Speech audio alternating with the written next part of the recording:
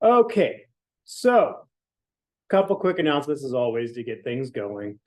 Uh, some big stuff for tomorrow. First off, remember we do have a pre-lab quiz. I think it's pre-lab number 8 that is due before you come to lab class. That one will, again, just help you be prepared for the lab activity we're going to be doing tomorrow. Tomorrow's lab activity is going to be on a few different types of more diagnostic tests or biochemical tests, but it's going to be called combinatorial media because what these do is they test for multiple different characteristics simultaneously. So they'll be doing a few different things that test for like triple sugar iron auger test, which tests for multiple characteristics at once, or the SIM test, which tests for multiple characteristics at once, and a few others then. The big thing for tomorrow's lab, though, is also the unknowns project starts. So I spent a good long time earlier today making up a bunch of cultures. Okay. Your cultures are growing up, but tomorrow I'm going to give you a tube with 3 bacteria mixed together in it. Again, with that tube, your job is to isolate those 3 bacteria away from one another. And then from a list of 15 possible bacteria, identify what they are. So that unknowns project starts tomorrow. It is liable it's probably going to take a couple weeks at minimum to finish that up. Even the process of just isolating them fully and completely is going to take a few days minimum. And so what technique are you guys going to use to isolate them tomorrow? Yeah, streak plate isolation. But then remember, you have to make streak plates tomorrow. They have to grow up for a day. Then on Wednesday, you're going to want to look at them, see if you can see 3 distinct colonies on there, but then you have to pick those colonies and move them to a new plate. And then make sure that they do grow up pure, for instance. So that takes a couple days by itself, and you even might want to make another couple streak plates off of it on, say, Thursday or Friday, that then has 1 plate for a working plate and 1 just as a storing backup plate. With those unknown plates, once you have them on the plates isolated, you can store them in the silver prep room fridge over here. I'm going to give you some canisters with your name on it, labeled up tomorrow, but it's a plate canisters to store all your plates in. We store them in the fridge, and those bacteria are good for like a month or 2, just stored in the fridge like that. Anytime you want to start up a test, you can just come take a colony off the plate and put it into whatever test you want to do and grow it up. Does that make sense, everybody? Okay. We'll talk more about the unknowns project tomorrow, but that does start. The other thing that's up here in the front of the room now is this book, Bergey's Manual of Systematic Bacteriology, which is sadly enough a Christmas present for myself one year. Anyways, I know it's like the nerd. That is quite possibly the nerdiest thing I've ever gotten for myself. But this one basically has all the bacteria that we're working with, plus a whole lot more in it. And it has, are they positive or negative for a particular test, like the ones you guys are going to be doing today. This is what makes an E. coli an E. coli bacteria. What makes a salmonella salmonella. It has the list of all their hallmark characteristic traits are all defined in this particular book. This is like the encyclopedia of bacterial species. So this is also a resource. I'm going to keep it up there at the front of the room. Please do not walk off with it. But you're welcome to check this. And it pretty much has all the information we need to know, is E. coli positive for this test or negative? Is salmonella positive or negative for this test? Is Staph aureus positive or negative for this test? If you don't see the test in there, it's probably not the right test you need to be doing. Okay. Some of the tests we do are better for differentiating gram-negative bacteria. Some of them are better for differentiating gram-positive bacteria, for instance. Okay. So we'll talk more about that unknowns project tomorrow, although I went through it last week. Obviously, the other big thing tomorrow is this lab, even with the unknowns project, is a shorter lab, which means there's also the second exam, and there's plenty of time for exam number 2 tomorrow still. So exam number 2 tomorrow, same format as the first exam. It is going to be a mixture of multiple choice, matching, true or false, some interesting organism section. So don't forget about that one. There's 10 points of questions over the interesting organisms on this exam. And then there is some short essay on there then as well. Questions about the exam?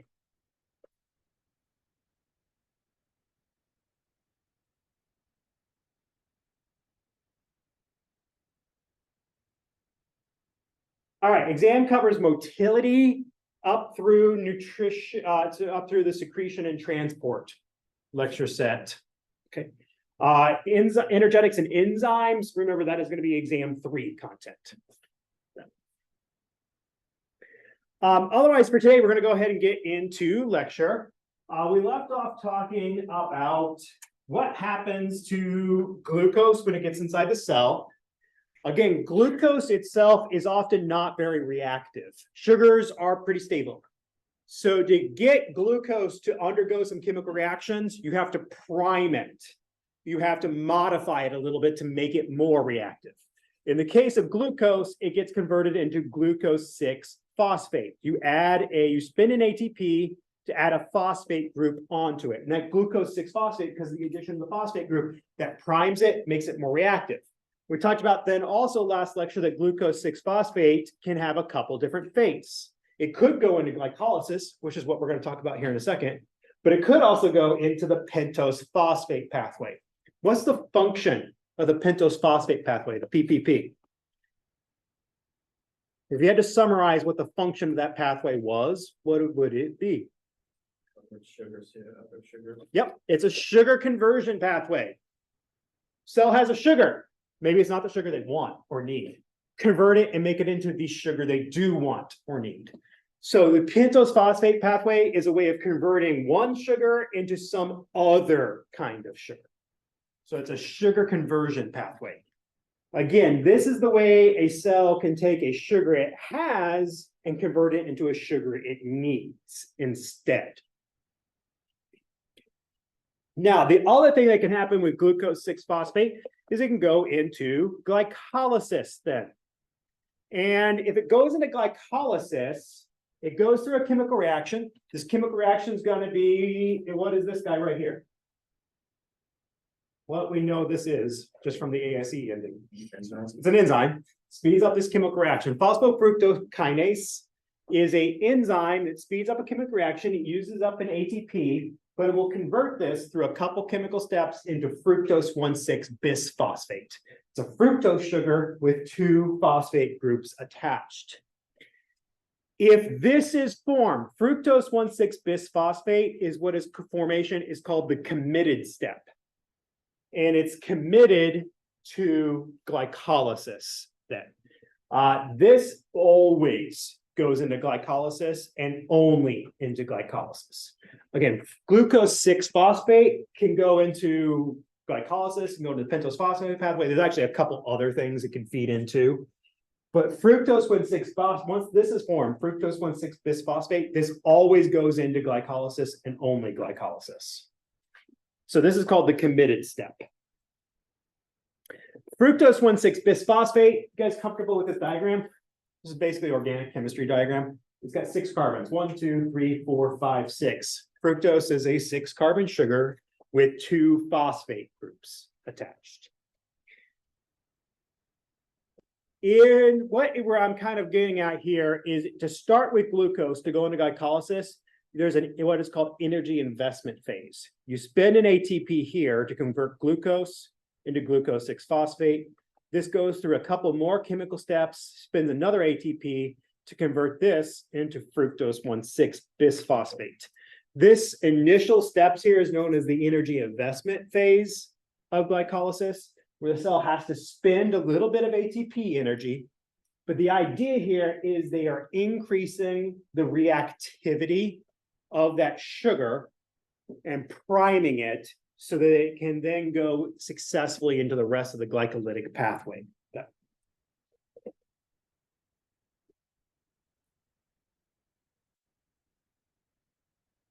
Okay. Priming is important. It has to be primed before it is reactive enough to go into glycolysis.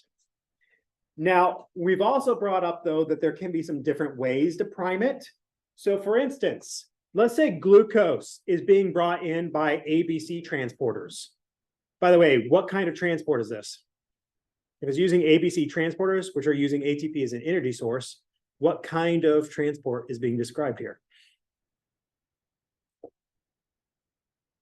Active transport. It's active transport, but which kind of active transport? Is it primary or secondary active transport? Primary, because it's using ATP as an energy source. So glucose gets brought in by primary active transport. You get glucose out, becomes glucose in. Well, let's say instead you bring in glucose by PTS transport. Here, again, you spend an ATP to bring it in. Then you have to spend a second ATP to convert it into glucose 6-phosphate if you're using primary active transport. So you guys see the steps here? Glucose brought in, spends an ATP. Glucose, then you have to spend another ATP to convert it into glucose 6-phosphate. Okay? But say you use PTS transport. Well, remember, if it's brought in, does PTS transport doesn't use ATP as an energy source, it uses PEP instead, phosphoenolpyruvate. But in the process of being transported, you use that PEP to both bring it in, but also convert it into glucose 6-phosphate. You can think of PEP as an ATP equivalent, though, here. But which one's cheaper? The PTS is cheaper because here you have to spend 2 ATP equivalents to get to glucose 6-phosphate. With PTS transport, you spend 1 ATP equivalent to bring it in and convert it to glucose 6-phosphate simultaneously. So it is more efficient in essence. Again, this is a way of transporting it and priming it simultaneously. Questions about that?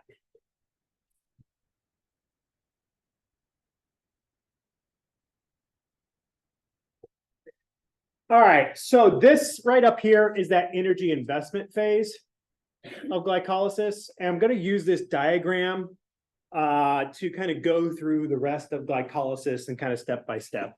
So this is actually referred to as the Embden-Meyerhof or EM pathway, but we more commonly just call it glycolysis. It actually turns out there's a couple different kinds of glycolysis in bacteria. I'm going to talk about the more common one, which is the Embden-Meyerhof version of glycolysis then. Here, every arrow is going to represent a chemical reaction mediated by a different enzyme. So this is going to be glucose coming in. Glucose is a 6-carbon sugar. So 1, 2, 3, 4, 5, 6 carbons. My little blue spheres are carbons. These are phosphate groups. And we have some things like ATP or NADH involved in this diagram. This arrow represents a first chemical reaction that's sped up by a first enzyme. In this case, it's hexokinase was what it would be, even though it's not labeled up here. But this is just what you're looking at with this particular glycolysis diagram. Everybody kind of comfortable with this before I start going through it? Okay. So again, this right up here is the energy investment phase. Talk to you a little bit about that here. This is these steps right here. Okay. But you spend a couple ATP to convert the glucose into glucose 6-phosphate. You spend another ATP to convert that into fructose 1,6-bisphosphate. Once you have this made, it always goes into the rest of glycolysis every single time. That's the committed step. If we then look what happens here is fructose 1,6-bisphosphate is, again, a 6-carbon sugar with 2 phosphate groups attached. That will almost immediately break down and split in half. So you split in half and you get 2 3-carbon sugars. And these are called glyceraldehyde 3-phosphates. So these guys right here are glyceraldehyde 3-phosphates. Glyceraldehyde. So they are 3-carbon sugars with a phosphate group. Again, this is meant to be like organic chemistry diagrams, but every point is a carbon. So 1, 2, 3 carbons, for instance, with a phosphate group attached. Those then go through the next chemical step. So glycolysis is a metabolic pathway, a series of interlinked chemical reactions. But the next step is here is a phosphate comes in. So this is a phosphate coming in. That phosphate will displace some hydrogens and electrons from the sugars, the glyceraldehydes. And those hydrogens and electrons go on to NAD+ to convert it into NADH. So you have the sugar. The sugar is an energy-rich molecule. It's reduced molecule. It's got some high energy electrons on it. The phosphate group displaces a hydrogen carrying 2 electrons. The hydrogen carrying 2 electrons goes on NAD+, converting it into NADH then.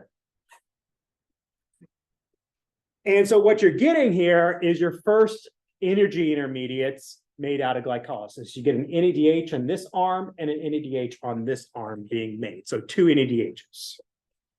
You also attach an extra phosphate onto each one of these. So now you have these bisphosphoglycerate molecules with 2 phosphate groups attached. Then the rest of glycolysis is really what is called substrate level phosphorylation. You're stripping the phosphate groups off of the sugar substrate to make ATP. So what you're seeing at this step is you got these 2 phosphates groups attached. ADP comes in, and one of the phosphate comes off, goes on to ADP to make ATP. And you strip a phosphate here to make an ATP, you strip a phosphate here to make an ATP, and then down at these steps, you strip a phosphate to make ATP, and you strip this phosphate to make ATP. So in essence, you're making 1, 2, 3, 4 ATP molecules. And this is referred to as substrate level phosphorylation, because the phosphates are coming off of a sugar substrate and on to make ATP, adenosine triphosphate.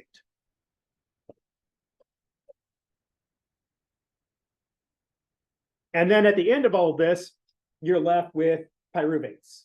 So these guys down here at the bottom are going to be some pyruvate molecules.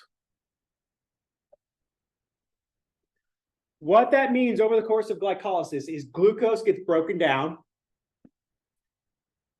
And while you had to spin 2 ATP to get glycolysis started, typically, you get 2 extra you get 2 ATP out here, but then you get 2 extra or net ATPs as a result.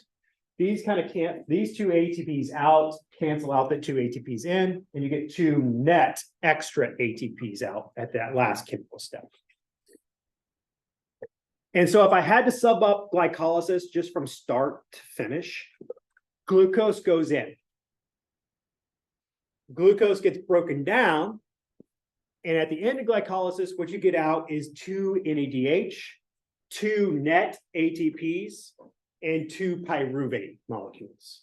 So this is going to be glucose goes in to start it, and these are going to be your products of glycolysis, of that glycolysis pathway. And in essence, then the function of glycolysis is making energy from glucose breakdown. Questions about that?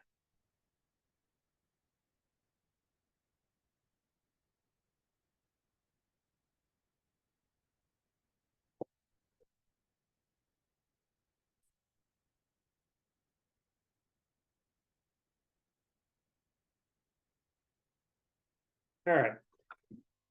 The other thing to keep in with glycolysis actually is in almost every single cellular organism has a version of glycolysis.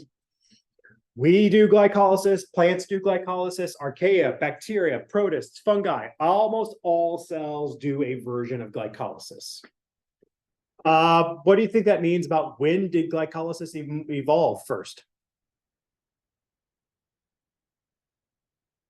If almost all cellular life uses glycolysis, what's that mean about how long glycolysis has probably been around? Very long time. A very long time. Glycolysis probably evolved very early on in the history of life. But what also that means is glycolysis has been subject to evolution.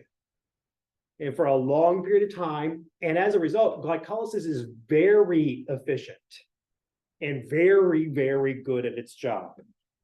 Probably too good sometimes. So glycolysis is very, very, very efficient. As a result, if you have glucose in the cell, it quickly breaks it down as an energy source. And it can burn through that glucose very fast. And that's good for when the cell wants energy, but it does create some problems simultaneously. NAD plus is a reactant at this step. NAD plus is a reactant, plus an inorganic phosphate, plus a glyceraldehyde 3-phosphate.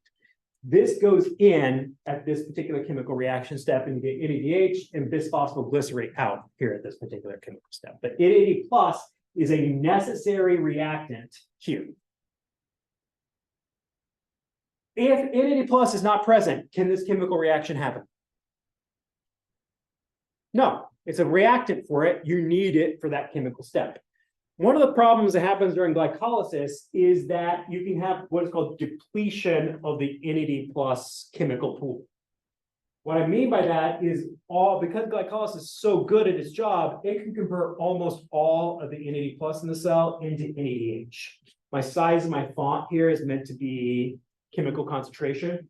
So this glycolysis can sometimes convert almost all the NAD plus in the cell into NADH. You have lots of NADH, that's good, that's an energy intermediate for the cell, but you're running out, the cell is running out of NAD plus. And if you're out of NAD plus, you can't do this chemical reaction. If you can't do this chemical reaction, can you do any of the others after it? No. And this causes glycolysis to lock up and come to a halt at this step. Okay. And that's bad. Why is that bad?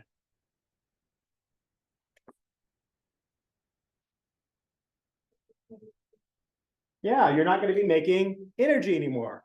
If it's this chemical step can't happen, you're not making NADH, you're not ATP, you're not making ATP. Okay, so the cell isn't going to get enough energy. Now, the way to think about this is what are called chemical pools. And the one thing we have to realize is chemical pools are always dynamic. They're constantly changing from one moment to the next, and there's a lot of chemical flux inside the cell, a lot of chemical change inside the cell. And the chemical composition inside of the cell can change pretty rapidly as well. When we look at this, typically in the textbooks, it's nice and neat and ordered, but that's not the way it happens in cells. In cells, everything's just jumbled up in the cytoplasm, and it's floating around by things like diffusion. We like to make things nice and neat and ordered instead, so we can take a look at something like molecular snapshots of concentration. So this might be a concentration snapshot. I've got lots of NADH, lots of pyruvate, very little things like PEP, phosphoenolpyruvate, maybe intermediate levels of glucose, and maybe not very much NAD plus. And that's what I might mean by this kind of snapshot of molecular concentrations. I just ordered it up, but maybe my amount here is designated by how much you see of it. Now, this is another way of showing it and showing dynamism in chemical pools. This is another way for me to show glycolysis. Glucose goes in. This is supposed to be a chemical reaction overseen by an enzyme. For instance, this might be phosphofructokinase. So this is one of the chemical steps, and the enzyme's doing that one. This is then made to be one of those intermediates. In this case, it'd be glyceraldehyde 3-phosphate. Okay, when glycolysis is happening the way it is supposed to, my width of my orange line is the chemical concentrations. So glucose is wider, so there's more of it. So we have, when glycolysis is happening like it's supposed to, we have quite a bit of glucose in the cell, quite a bit of pyruvate in the cell. My width of my line is supposed to be my chemical concentration here. Do I have very much of any of the intermediate molecules in glycolysis? No, thin line, and that's because glycolysis is really efficient and happens really quickly. So any intermediates formed are quickly go to the next reaction, and they're rapidly processed through. So when glycolysis is happening the way it is supposed to, you have a good amount of glucose in the cell, you have a good amount of pyruvate in the cell, and you have barely any of the sugar intermediates. Does that make sense, everybody? But let's say the cell runs out of NAD+. Now, again, instead of having fairly equal concentrations of NAD+ and NADH, I have very small amounts of NAD+ and lots of NADH. This can happen because glycolysis is too good of its job. In this case, this chemical step cannot happen. You're out of NAD+, that makes this reaction not happen or happen just barely, hardly at all. And you don't get the ATP being made after that. You don't get the NADH. You're not even getting very much pyruvate inside the cell. Again, with my orange line is how much. Very, very, very little is the answer. But what ends up happening then is glyceraldehyde 3-phosphate builds up inside the cell. So this sugar intermediate that is normally at low concentration builds up to high concentration inside the cell. And this is the way it is not normally. And when it's at the bad concentration, then it starts to interact with alternative enzymes it's not supposed to interact with. So in this case, you're not making energy intermediates, but this guy starts interacting with enzymes it normally wouldn't interact with, and you actually get a compound made called methylglyoxal, which you guys might know better as antifreeze. And antifreeze, methylglyoxal, is toxic to cells, and if it builds up enough, it can kill the cell. And so what ends up happening when this chemical step locks up, it leads to the accumulation of toxic byproducts as well. So not only are you not getting energy intermediates, you're also getting toxic byproducts built up. Questions about that?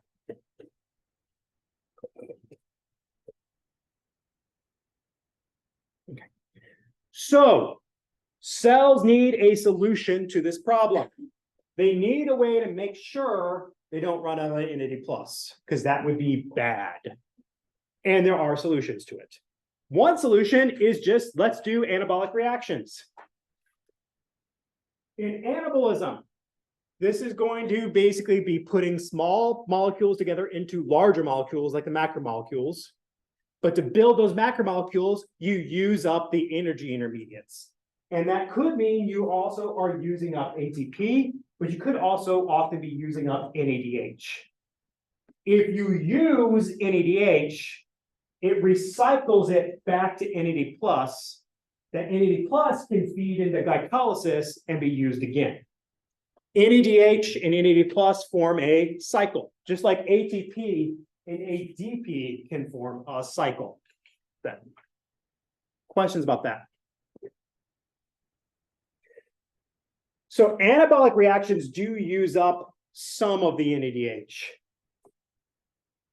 And that solves part of the problem, but not all of the problem. So anabolic reactions will use up some of the NADH. That regenerates NAD+, that can feed into glycolysis to keep it running. And that does solve the problem a little bit, but not enough. Then. So instead, typically in almost all organisms, glycolysis has to be coupled to a couple other types of metabolic pathways. And the other solution to this problem is coupling glycolysis to either fermentation or coupling glycolysis to respiration.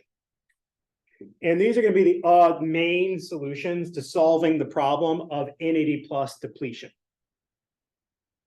Whichever one glycolysis is coupled to, fermentation, respiration, part of their job is to consume NADH, use it up. This regenerates NAD+ that is then used to keep glycolysis running and glycolysis making energy. But they do this in different ways.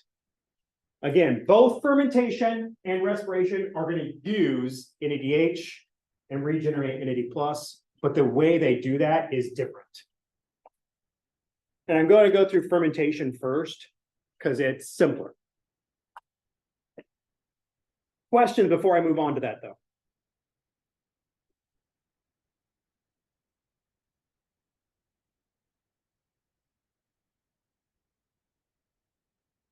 So, fermentation is a strategy to use up or burn through excess NADH and recycle it back to NAD+. Specifically, what happens during fermentation is this part in red.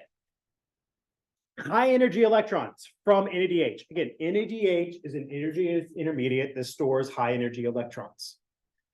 The electrons from NADH are put onto pyruvate. This converts pyruvate into a fermentation product, like for instance, lactate. Okay, remember when you take the electrons off, also hydrogens go along typically.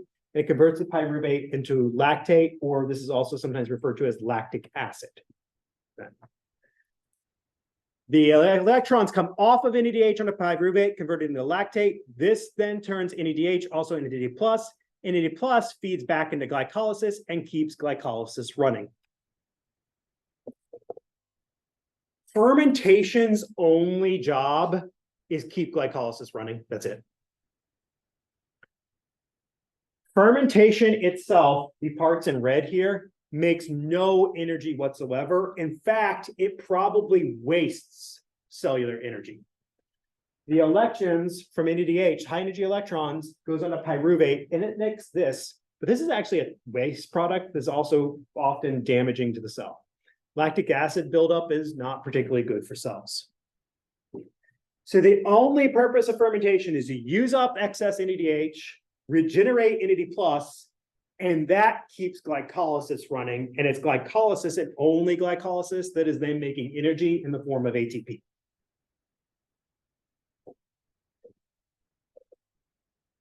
Questions about that?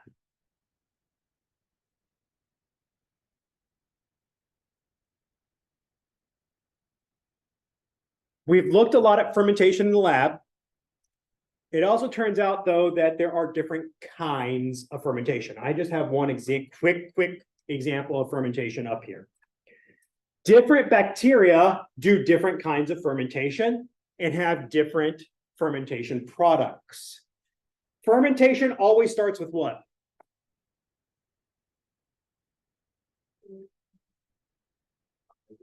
Pyruvate. Fermentation always starts with pyruvate. What else goes always into pyruvate? I'm sorry, fermentation. Pyruvate goes into fermentation. What's the other thing that goes into fermentation? NADH. There's two things that always go into fermentation. Pyruvate goes into fermentation and NADH goes into fermentation.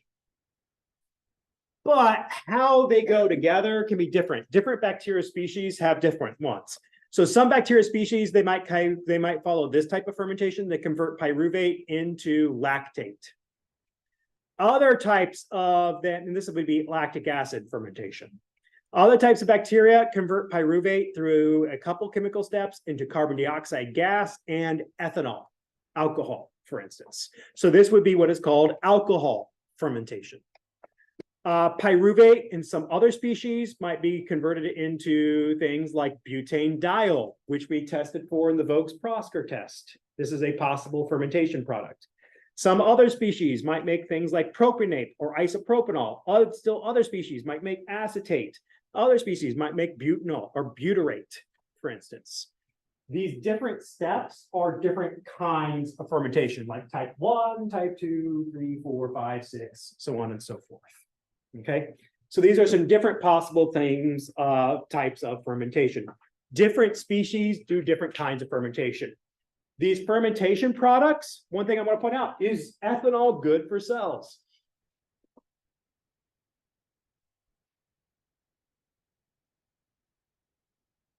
Is ethanol good for you? I mean, there's parties sometimes. Anyways, but no, ethanol, too much ethanol, bad. Too much isopropanol, rubbing alcohol, bad. These fermentation products are often toxic to the cells if they build up to high enough levels. Okay. That being said, a lot of these fermentation products are commercially important. We use ethanol, that is drinking alcohol. Acetate is a possible fermentation product, but you know that better as acetic acid or vinegar. And if you've ever bought vinegar in the cell and you wondered how they make it, sometimes it's just made by waste products from bacteria. They just grow bacteria in a giant bioreactor and then purify the vinegar out at the end, for instance. Propionate is a fermentation product, is acidic, but it's used to make cheese. How do you make cheese? You mix milk and bacteria and fungi together, and then they ferment the milk until they make some acids that curdle the milk, and then they press out the excess liquid, and you get cheese. Isopropanol, butanol, these are some common commercially important types of fermentation products. Fermentation's also important to you for a couple different reasons. For instance, dental plaque This is actually a biofilm of bacteria growing in the gum pocket or growing on a tooth. So you can't see the tooth because all the bacteria are covering it, for instance. Bacteria in particular like to get in the gum pocket. This is the area between your teeth and your gums. This is why it's important to floss. Brushing does not get down in those gum pockets very well, but flossing can, for us, especially between the teeth. Bacteria like to stick to your teeth. They like to ferment sugar. Anybody ever had like a nice sugary donut breakfast and not too long after that, their teeth start to feel fuzzy? That is the bacteria. You just fed the bacteria a bunch of sugars. Bacteria are happy. They grow up in your mouth. And anytime your teeth feel fuzzy, it's because there's bacteria all over them, basically. No one, really? No, okay, no reactions. All right. What happens though is as they eat the sugars, they make fermentation products, which are usually acidic. Those acids can degrade and etch away the enamel of your teeth, and they create what are called holes, called cavities or caries. And that can gradually destroy the tooth over time or lead to infections of the center portions of the tooth. Questions about that?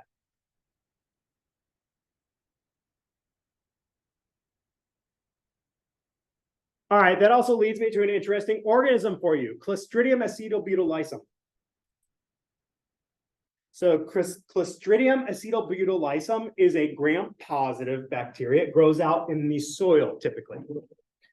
It does several things that we've talked about in class. For instance, it's endospore forming, so it can make endospores. It's also an obligate anaerobe. What's that mean?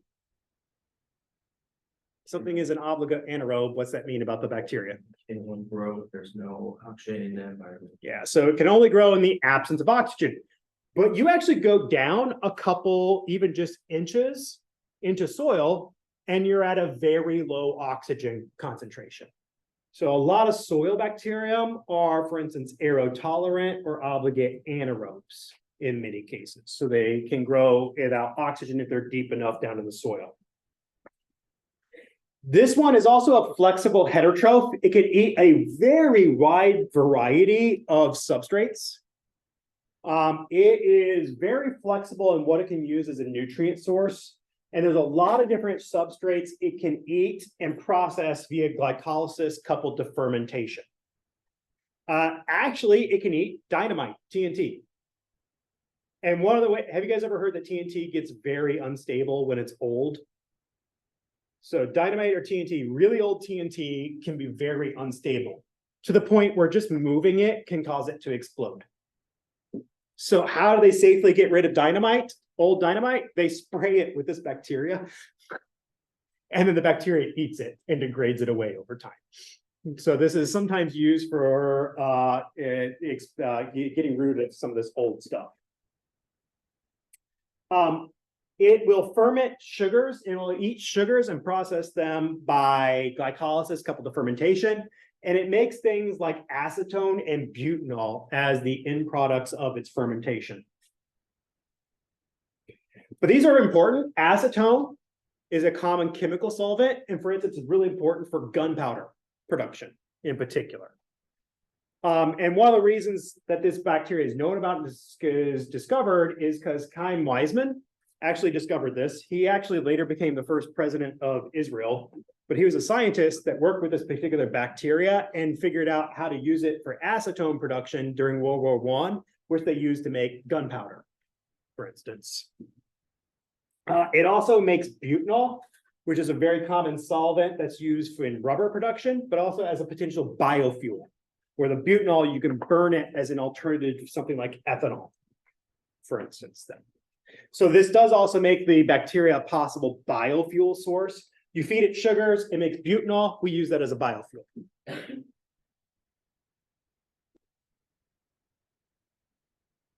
Questions about that? Also, when I say we grow it, you typically grow it in this type of thing. Think of this as just basically a giant test tube, but this is a bioreactor. And it's a giant vat for growing up cultures of bacteria and then purifying out the products that they make. So you just grow up, this is basically just a way of just growing a really big culture to mass produce a substance. Questions about that?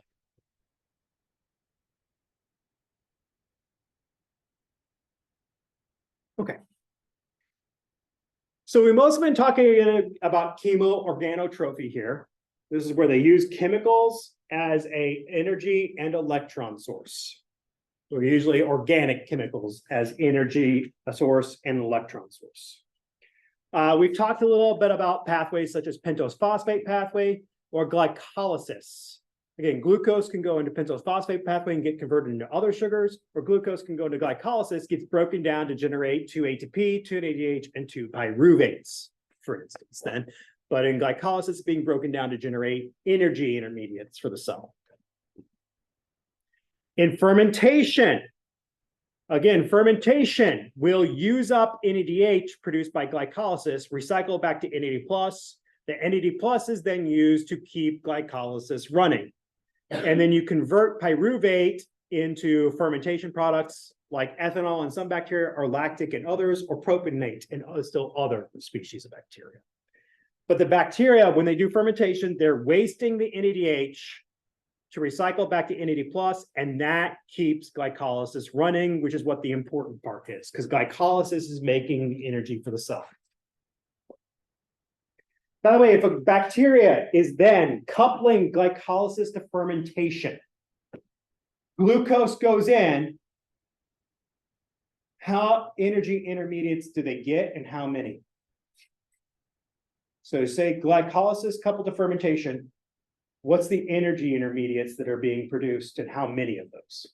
What's the net?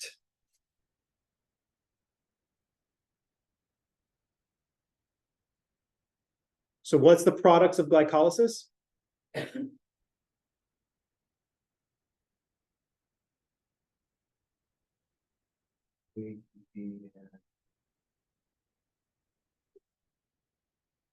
Net products of glycolysis. Glucose goes in, 2 ATP net comes out. Anything else come out? 2 NADH. 2 NADHs and 2 pyruvates. But where do the NADHs and pyruvates go in if they're doing glycolysis coupled to fermentation? The NADHs and the pyruvates go into fermentation and they make waste products. Anything useful for the cell there? No. The NADHs are being used up. So what's the net energy production from a glucose if glycolysis is coupled to fermentation? ATP and everything, or not just ATP. ATP and how many ATPs? 2. So if we're talking about glycolysis coupled to fermentation, the net result from processing a glucose is 2 ATP per glucose.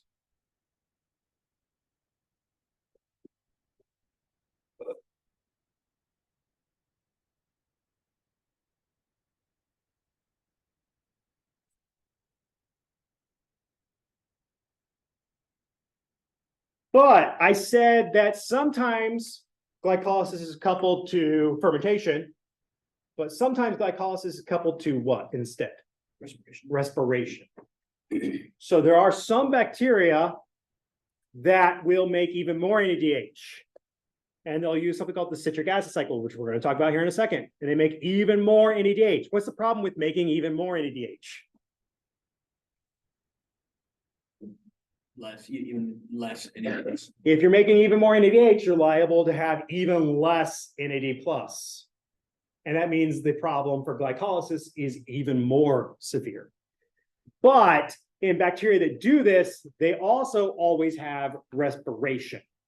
And in respiration, we're going to talk about this next lecture, but this is going to be restoring NAD+ chemical pools by taking the electrons from NADH, donating them to an electron transport chain. And what does the electron transport chain make? ATP. No. Or a proton gradient. Proton gradients. So what happens is the NADH goes into an electron transport chain. They use the energy from the electrons to make a proton gradient or proton motive force. And also that NADH gets recycled back to NAD+, which can feed back into glycolysis. Typically, though, any bacteria that do respiration always have the citric acid cycle and respiration chains. We're going to talk more about that here. But typically, if glycolysis is coupled to respiration, the citric acid cycle is also part of this. Citric acid cycle is sometimes also referred to as the Krebs cycle. That is an older terminology you'll find in older textbooks that they don't use a lot anymore.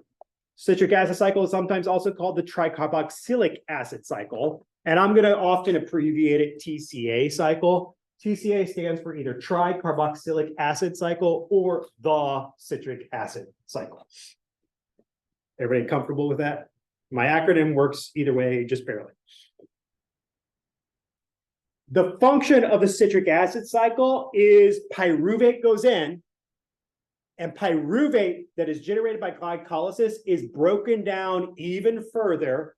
What's it going to get broken down into? What do you see as exiting out of this that pyruvate's probably getting broken down into? That's going to be the energy intermediates, and that's part of what it's being generated. Yep. But pyruvate is a 3-carbon molecule. Where are the carbons going? Carbon dioxide. Carbon dioxide release. Okay, so we're going to get to that. Pyruvate generated by glycolysis is going to get broken down into smaller molecules, and then it generates even more energy intermediates. So here's pyruvate. This is the pyruvate that's generated by glycolysis.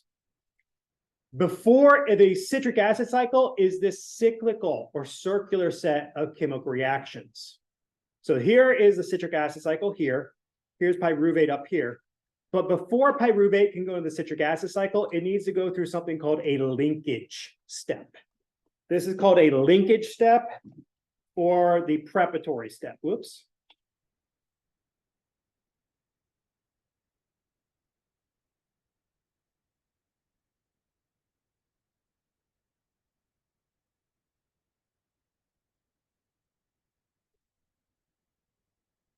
So there's an initial step, and I have that boxed up here.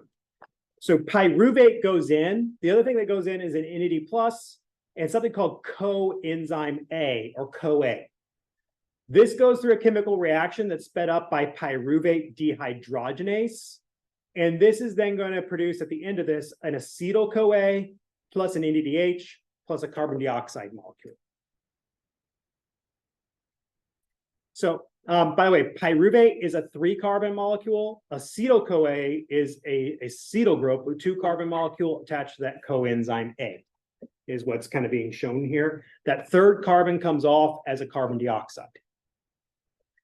Acetyl-CoA then, once it's gone through that linkage step, that will enter into the actual citric acid cycle proper.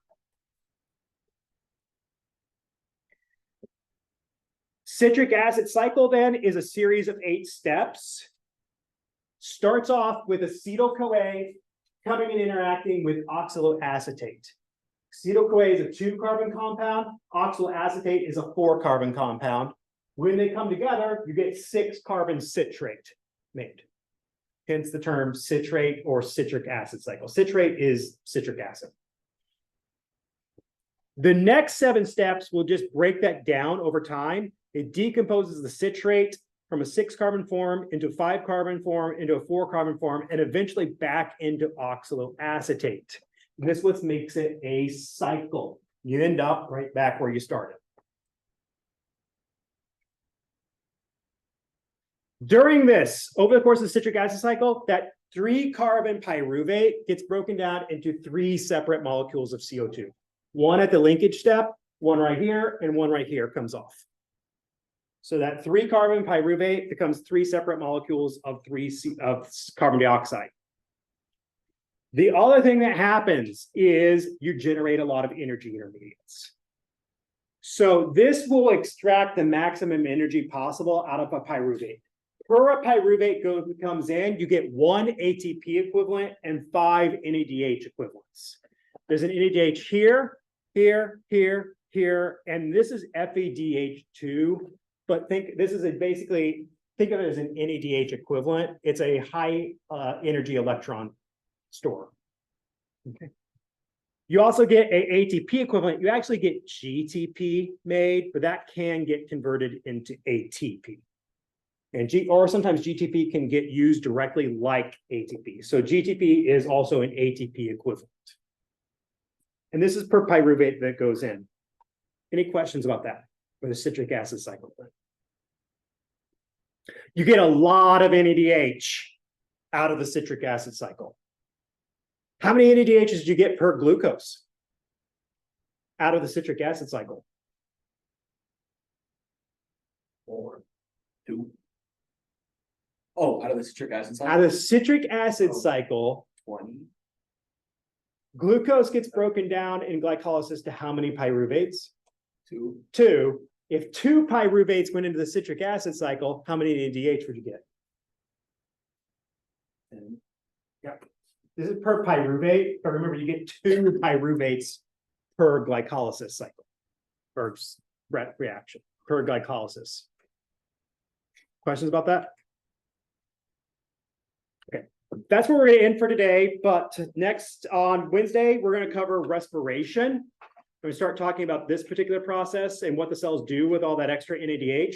Respiration, you guys are going to get sick of respiration because I'm going to go through it about 4 or 5 times in different versions of it. So make sure you got respiration down or ask questions if you're not sure about anything.